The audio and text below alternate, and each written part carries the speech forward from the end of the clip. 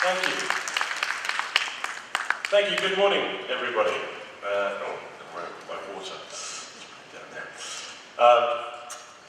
Thank you very much for that introduction. Welcome, everybody. Good morning. Welcome to day 2 of FIPP Asia. I hope you all enjoyed yesterday. I hope you all had a profitable evening last night. I don't quite know what I did to deserve being first on this morning. I'll try to avoid doing that again. But hopefully I can give you a good start to the day with some industry trends that we have observed over the last couple of years. I'm going to start by telling you a little bit about FIPP and putting us into context, because many of you may not know anything about our organisation. So, let's see if I can get this to work. This one.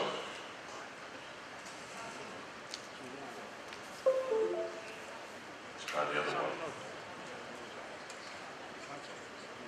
There we go, brilliant. Okay, so this is what FIPP does, basically. So we are a trade association focused on the publishing industry, and we basically exist to help our members, we're a membership organisation, become market-leading businesses. And we do that in a number of different ways. We have members all over the world, some very high-profile, high-quality media brands are members of FIPP. You can see here a small selection of some of the companies that are represented in our membership. We obviously gather all of the learnings that we take from these companies and put them into presentations like this. So when you're hearing me talk today, this is not my personal experience, this is the experience of FIPP members that we've aggregated together. And we don't just cover magazines anymore, we are now a true multi-platform organisation. You can see that alongside traditional brands like Cosmopolitan, we now have research brands like eMarketer, we have digital brands, we have multi-platform brands, we have people like Reddit, alongside the L's and the Grazias of this world. And also wanted to emphasize that we're a global organization. You'll see brands on there from America, from the UK, Europe, from India, from Japan, from South America. We try to represent the whole of the world's industry. So how do we do that? We have 3 things. We do intelligence, which is stuff like today, where you're learning about the industry and we're sharing that knowledge with the rest of the world. We have solutions. We help you to find partners that can make a difference to your business. And we have partnerships. We help you to take your content and internationalize it, or to do international ad sales, or international distribution, or whatever it is that you want to do across borders. We run 2 major events every year, and it's those events that form the basis of this presentation today. The first is the Congress, the FIPP Congress. The last one was held in 2017 in London. Some of you will have been there.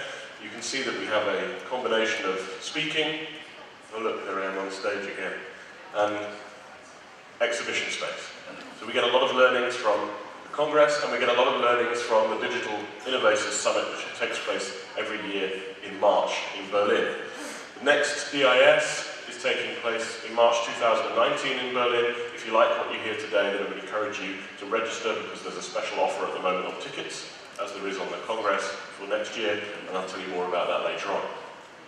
So let's start getting into the meat of what we're talking about today, which is trends in the industry. And I wanted to start by looking at how humans consider change. Humans have a nasty tendency to think about change in very linear terms. They extrapolate based on the past. They look at change as it's happened in previous years, and they think it's going to continue in the same way. And our experience in recent years is that that's almost entirely wrong. That the correct prediction is that you should expect change to accelerate and to get faster. But also that change doesn't happen as a single curve. Change happens as a series of S-curves. As new technology comes into the market, there will be a rapid growth rate, and then it matures, it starts to flatten off. If you think about the 2 classic examples of this recently, the first is the mobile phone. When the mobile phone was launched down here, almost nobody had a phone. Then suddenly everybody had a phone. And some people have 2 phones or 3 phones. And now everybody in the world's got a phone. So it's slowed down again. Social media, the same thing. What we're predicting at the moment is that we are just about to go into the top curve. We're just about to go into a very, very rapid period of growth and change in the world, caused by a combination of technologies that I'm going to talk about later on. So let's look at our first trend. And our first trend is consolidation. I mentioned this for those of you who were at the opening dinner. I mentioned this at the opening dinner. There has been a huge wave of consolidation in our industry recently. I'm sure there are plenty of deals that I've missed off in our quick surveys of the market, but just some big ones that we've come across. Hearst bought Rodale, Meredith bought Time Inc. They then spun off Time Inc. UK to a private equity company. Dennis has also been sold to a private equity company. Burda bought Immediate Media. Immediate Media bought BBC Good Food, and this is happening all the time. Every week, something is being bought or sold. Really unprecedented period of change. And I think this is going to continue. The slowdown in the industry that we've experienced over the last 20 years has led to a bit of a shakeout. And the shakeout means that companies are focusing on market leadership in one or two categories at most. We've got Meredith, a great example. Meredith have a very clear, very easy to understand strategy. They go after the women's market. They have very strong women's audiences. Anything that's not core to that, they sell it. However, there are some real positives coming out of this consolidation phase. And I'll give you three positives. I think the first is that new players are going to come into our space, are already coming into our space. Again, the Meredith example, they're selling Time Inc., Sports Illustrated. They will probably sell those to new entrants into the market. Those people will come in and add to our industry. They will make a new presence in the industry. But also, the consolidation in the core business means that there's new ideas and new innovation happening in each of those companies. So if you imagine Meredith with their focus on the women's market, or Immediate Media with their focus on food, they are now going to be ruthlessly determined to capture all of that space. And in capturing all of that space, they're going to innovate and find new ways to reach their audience. And finally, I describe this as a bit like a forest after a forest fire. When things close, new things emerge. And we are seeing a huge number of new independent publications. Every market we go to has got small independent publishers coming up at the roots. Where there were magazines before, now they're just platform agnostic media businesses, but they're small, they're independent, they're very focused.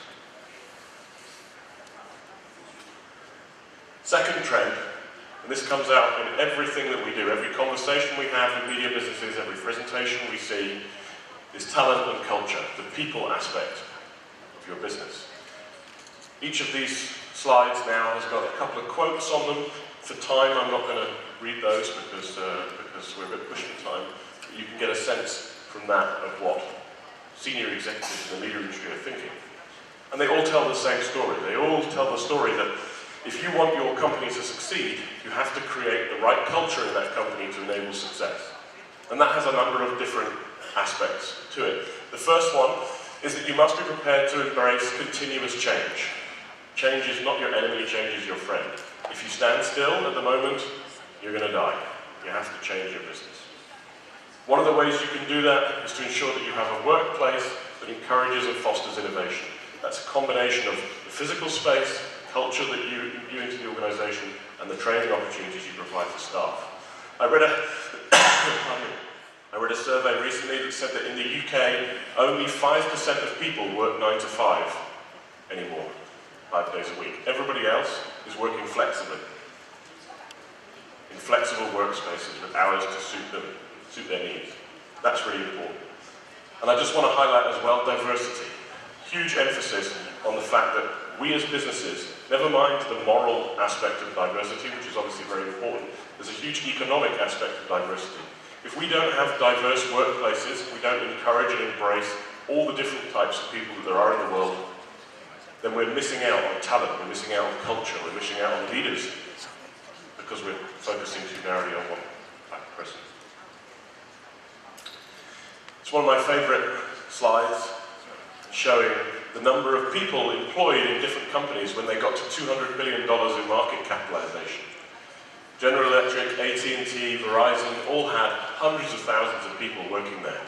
Facebook, when they got to 200 billion market capitalization, had 9,000 people. So when you've got talented people in your organization, they say, I want to go work for Facebook, you can say you can't, because only 9,000 people work there. It's a very small subset of people. The exception to this is Amazon. Amazon in 2015 had 165,000 people. They've now got more like 350,000 people. They are rapidly becoming a giant like these.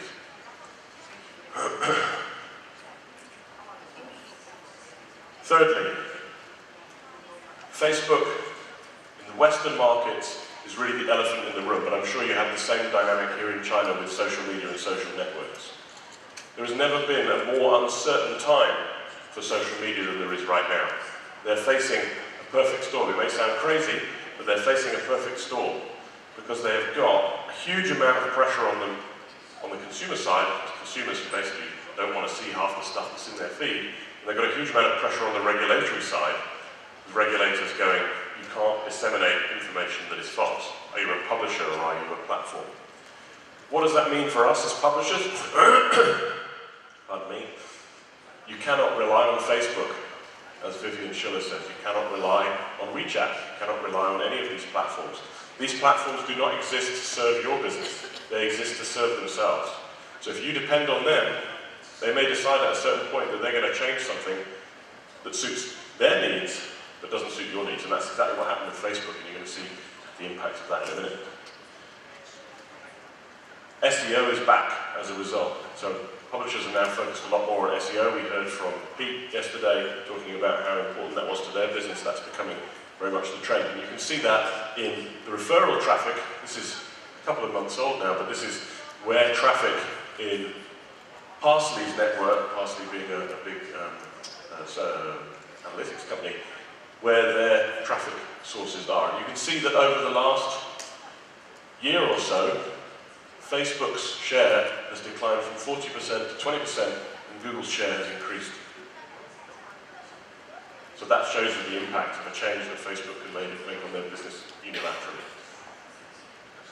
Number 4, you'll be glad to hear, many of you are in the room are publishers, print publishers. Well, I'm glad to say that print matters. I love this quote from Christian Kallenberg. Why try to be part of virtual reality when you can be part of reality?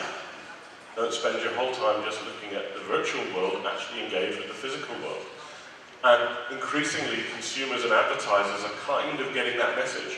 I was reading something yesterday that ebook sales have stalled. People are now getting to the point where they're fed up of reading ebooks, and they're going back and starting to read print books again. In magazines, there is an enormous amount of power in touch and feel. Magazines linger in the home, they stay on the desk, they stay in the living room. And advertisers are increasingly starting to recognize that. You heard yesterday from Monsignor, our innovation report. Every single year, there is a chapter in there about innovation in print. Every year we think it's going to be impossible to fill, and every year is full of examples of people innovating in the print space. Whether it's heat-sensitive ads to measure the size of somebody's foot, or some, what was it I saw the other day, putting a mobile phone charger on the back cover as solar cells. There's always a way to innovate. So print is still an important part of the media mix. And there are some examples here of print brands that are unashamedly continuing to make a success of the medium. There are a bunch of titles, such as Monocle, The Week, Private Eye in the UK, who have very, very strong, unique journalism. We're going to come back to the power of that in a minute. And they completely refuse to put it online. They don't have their content on websites, social media, nothing, to force you to buy the magazine. And it works. The Week and Private Eye are 2 of the biggest selling magazines in the UK. There is also this concept of repackaging content to provide more reader value. These are bookazines published in Hungarian and in English in this case, where publishers are going back into the archive, mining the archive, bringing together content of a similar nature into a single place and putting it back on the newsstand. And these stay on the newsstand for 3 months or 6 months, and they sell at a premium price. Good for the reader, good for the publisher. And then there are print products that are premium. They're designed to be in the premium space. We all know about Vogue. There is Porter magazine, which is the magazine of Net-a-Porter, the irony of an e-commerce business creating a luxury magazine, but they have, and it's very successful. There is Hodinkee, which is a luxury watch blog, right? The biggest luxury watch blog in the world now has a magazine as well. So if you're a premium brand, if you're in the luxury space, print is still very important to you. We couldn't talk about trends in publishing or in the media without talking about advertising. The irony is that advertising has never been less important to a lot of publishers than it is today. We all thought that would be the death of the industry, but actually it's focused us as a group on finding new ways to generate revenue. What are the things you should be thinking about? You should be thinking about native advertising, absolutely. You should be thinking about video monetization. But basically you should have a strategy that integrates with your UX, with your user experience. Do you have the right tech stack? Do you have the right UX that allows you to generate the maximum revenue? I want to just pause and talk for a moment about ad fraud. This is one of the most crucial issues facing the industry at the moment. I don't know whether you've come across it before. I was blown away when I discovered the scale of fraud in the digital advertising industry. Here's a thing from 2016. This shows you, this is a survey of traffic on the internet, so all the traffic that happens on the internet. Only half the traffic on the internet is humans.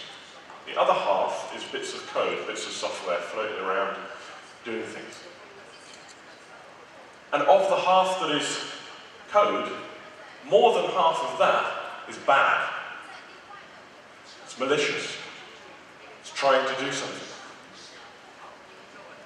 It's impersonating your website, pretending to be something that it's not, so that it can take your ad revenue from the ad exchanges.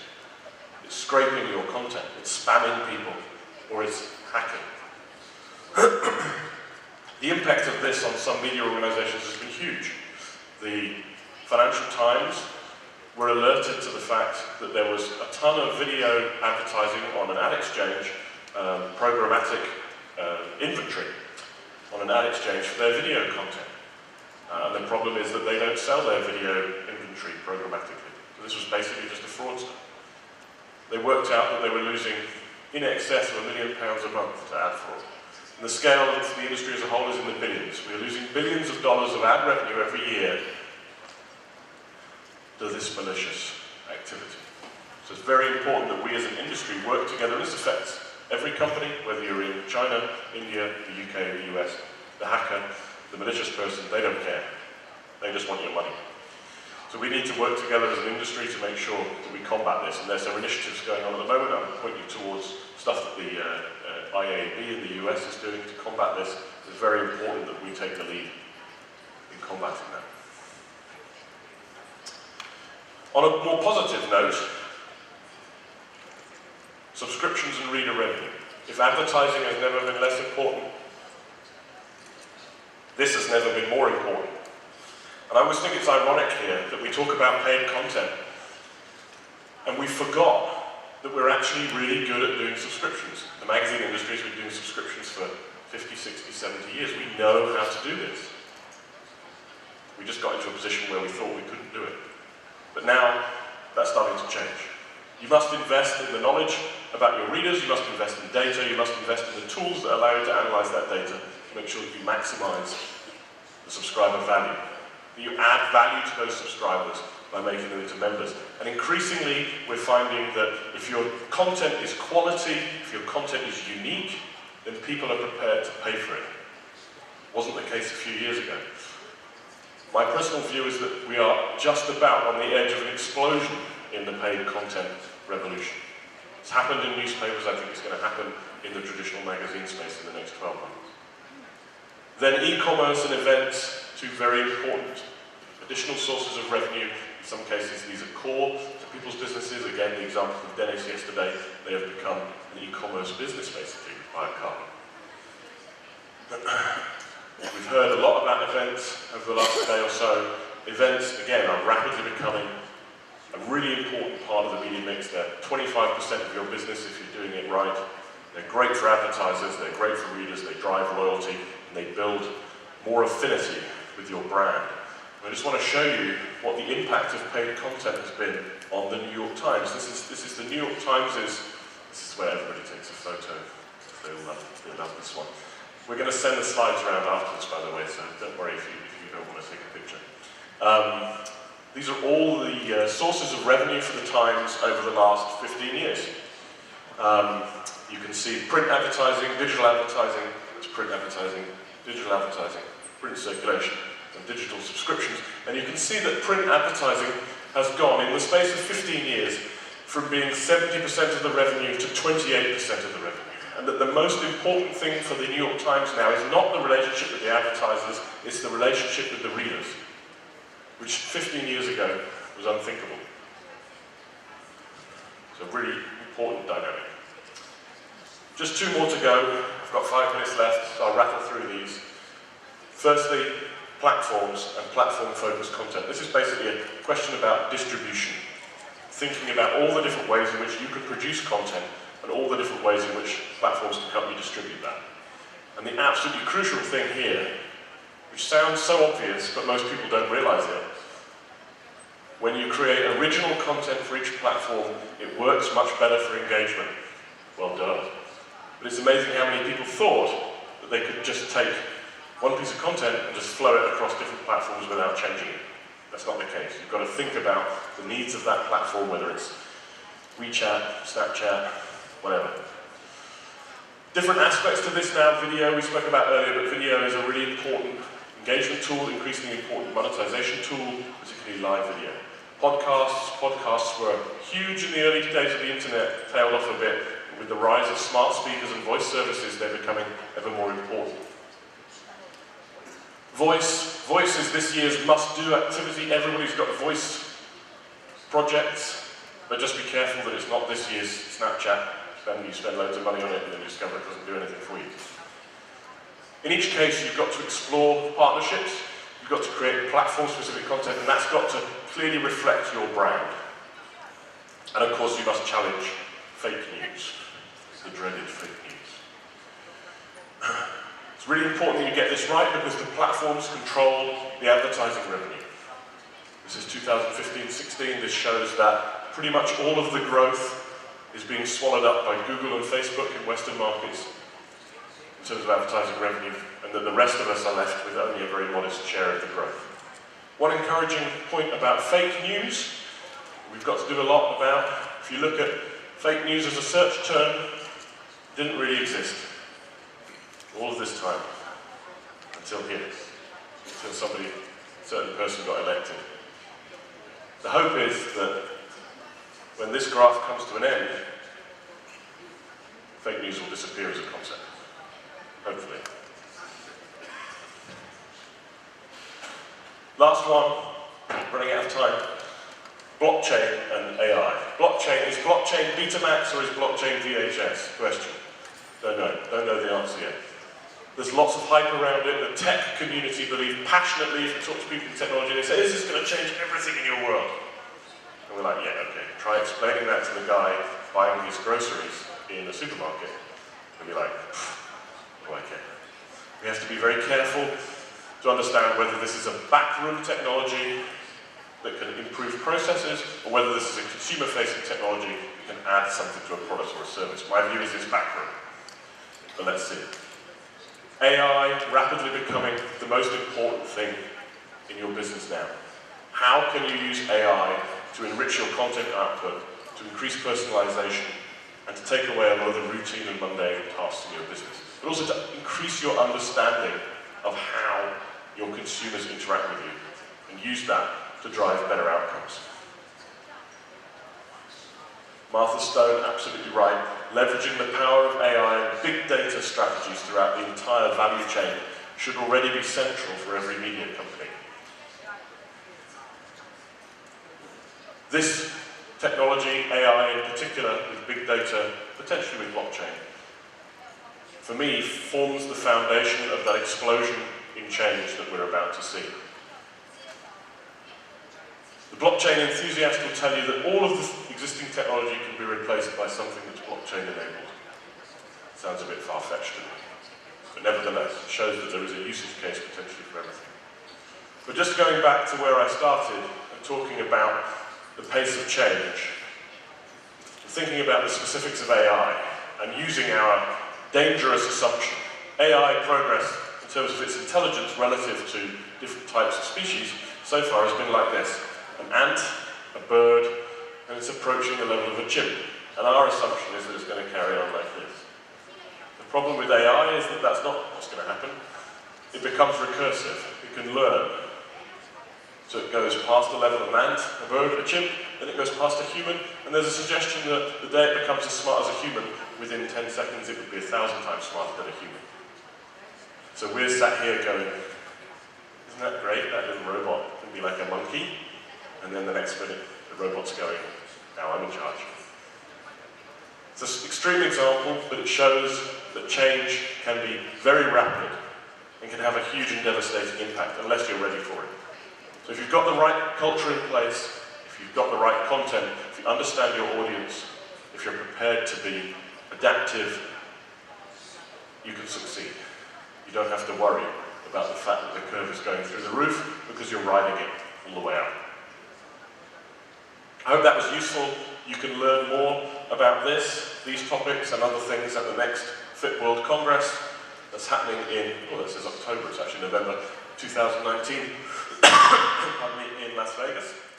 We have a special offer on at the moment. If you want to come, you need to come and see one of the FIPP team, and you can take advantage of our special ticket price and free hotel rooms for the Congress. I hope to see you all there. Please do follow me on Twitter if you get the chance.